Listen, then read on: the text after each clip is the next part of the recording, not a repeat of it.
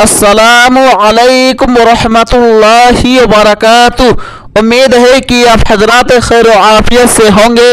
अल्लाह रब्बुल इज़्ज़त आप लोगों को इसी तरह खुशहाल रखे, आमीन। फतावा देवबंद 786 यूट्यूब चैनल में आपका खैर मकदम और इस्तकबाल है।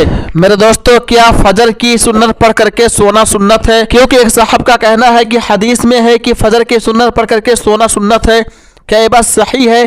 क्या इस तरह की बात किसी हदीस में है या नहीं? तो दोस्तों, आइए इस बारे में जामिया उलूम इस्लामिया अल्लामा मोहम्मद यूसुफ बिन नौरी टाउन का फतवा देख लेते हैं और सुन लेते हैं। सवाल, सुनने क़ब्लिया और सुनने बादिया को फर्ज नमाज के मुत्तसिल अदा करना अफजल है या मुनफसिल? अगर मुत्तसिल अदा करना अफजल है तो हदीस मुबारका में आता है कि आप सल्लल्लाहु अलैहि वसल्लम फजर की सुन्नतें पढ़कर सो जाया करते थे।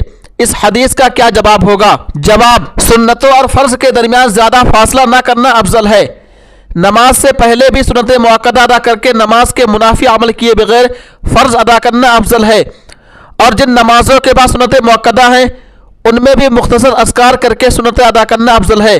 तवील वज़ाइफ और दुआओं का वक्फा ना करना अफजल है। बाकी आप सल्लल्लाहु अलैहि वसल्लम का फजर की सुन्नतों के बाद या फजर की सुन्नतों से पहले आराम फरमाने से मुताल्लिक दोनों किस्म की रिवायत हैं। काज़ी अयाज़ और दीगर शुर्राह ने फजर की सुन्नतों से पहले आराम फरमाकर फिर सुन्नतें पढ़ने वाली रिवायत को राजिह करार दिया है। और जिन रिवायत में फजर की सुन्नतों के बाद सोने का जिक्र है वह आम मामूल नहीं था।